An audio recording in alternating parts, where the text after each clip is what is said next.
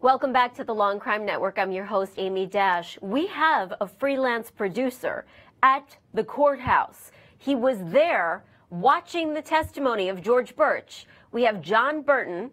John, how are you? Doing very well, thank you. Thank you for covering this trial for the Law&Crime Network. It's so great to have somebody on the ground. My pleasure, my pleasure. Here's the number one question that I have. I want to get right to it.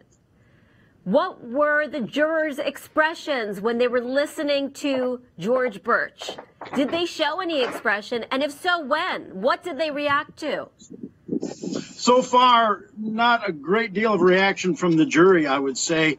But he did come across as very credible, very believable, very friendly. They were intently listening to him. Basically, the testimony didn't start with Burch until about 11 o'clock, a little after 11 o'clock Central Time, and just concluded at noon. They're going to reconvene at 1:15, and then things will start getting really more into the meat of the case, I would say, after that. Basically, the entire hour was spent going over George Burch, his history, living in the Hampton, Virginia, Newport News area, and how his life developed there and kind of unraveled. Basically, it sounded after his dad passed away in September of 2014. Then he went through a divorce, and he needed to readjust his life, and through a friend moved back here to Green Bay. Yeah, and when he started crying over the death of his father, did the jurors react to that? They were intently, you could tell they were intently listening to him, and he, like I said, he seemed very credible, very believable. Not a lot of reaction from the jury, I would say, but they were intently listening to his testimony, though. Do you know if there are relatives of the victim, Nicole Vanderhayden, in the courtroom? It sure seemed like that. There was a lot of people in the courtroom periodically hugging. The courtroom was very full, I might add. It was you know, a standing room only crowd, basically. A lot of hugging, a lot of some tears being shed as they took this break, the noon break here for lunch. So I assume that the room's probably divided, right? That the people who support the victim and Doug Dietrich are on one side, and the people who support George Burch are on the other side, if in fact he even has any supporters. Did it look like he had anybody there who was pulling for him? It was hard to say with the number of media that are covering this national event.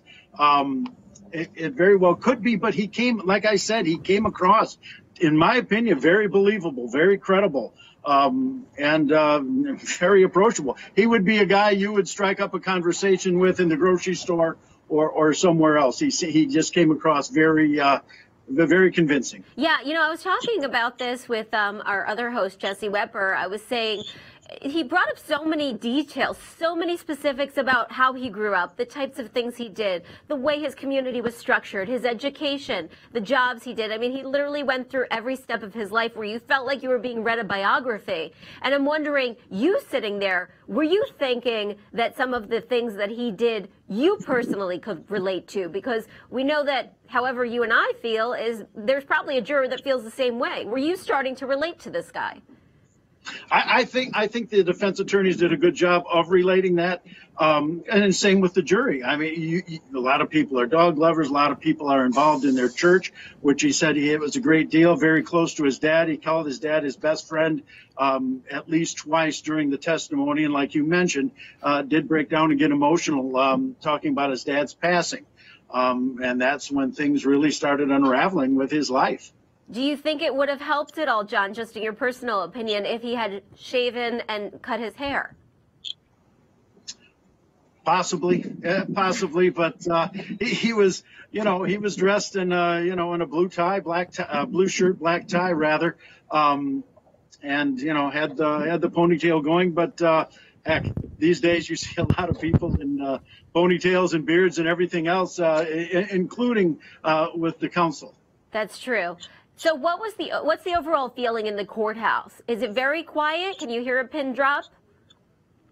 When he was testifying, yes, it was very quiet. There was one slight interruption. I don't know if the audio in the feed you could hear it, but it almost sounded like a Oh, it almost sounded like a patrol officer's radio was just slightly up. It might have been one of the Brown County sheriffs that was near me, not sure. One of the deputies was near me where I was seated, and that was really the only other sound I heard during George Burch's testimony. But no outbursts, no crying from perhaps the family members of the victims, because presumably if they think he's guilty, then that's the alleged killer up on the stand talking about things that he's trying to get the jurors to sympathize with him, humanize him, and no reaction at all from the victim's family? No, not at this point. It was very, like I said, it was very quiet. You could hear a pin drop in the courtroom, and everybody was just intently listening to what George Burch had to say. Now, are you hoping, because I know some of us were thinking, all right, let's get to this already. Were you, the feeling in the courtroom, thinking that maybe they were going on a little too long with his family history and his background? Well, I think it was important for the defense to lay the groundwork and find out. I mean, this isn't a guy that's been in the Green Bay, Wisconsin community for very long. So he said his Hampton, Virginia area is much like Green Bay back in the day. But you needed that get to know you, I guess, portion of this trial to find out where he's coming from as they lay out the defense further. Yeah, and lastly, when they brought up the convictions, the 5 convictions, kind of threw that in there. Any reaction on that from the jurors? Did that throw anybody off? No, actually, some of them you wonder. I kept glancing at the jury, and you're wondering, and one might be adjusting their glasses or scratching or something like that, and you're wondering, okay, did they catch that or didn't they? Because it went by quick, it really did, and somebody that's not in a courtroom every day, that's this is day 8 of this trial. You wonder, okay, did they catch that? Didn't they? Will that have a big impact?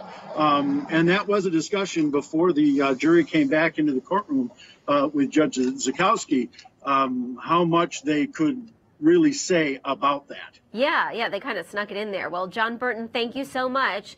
We hear that you are there, as you're telling us, with a packed courthouse, that it's full of media members. There's so much interest in this case, and we are covering it gavel to gavel here on the Law and Crime Network. So thank you for being our on-the-ground expert. My pleasure. All the best to you, and please hello to both Aaron Keller and to Rachel. They're old Green Bay folks that I worked with back in the day, and wanted to pass along a big hello to them. Are you doing shout-outs right now, John? You doing shout-outs on the Law and Crime Network? I am. Okay. From Green Bay, Wisconsin. I'll let them know. Thanks so much. Take care. All right. Thank you. Okay, let's listen to some of that testimony from George Burch. Let's start from the beginning and listen to how he came off, because he's the one that we've been waiting to hear from the whole time.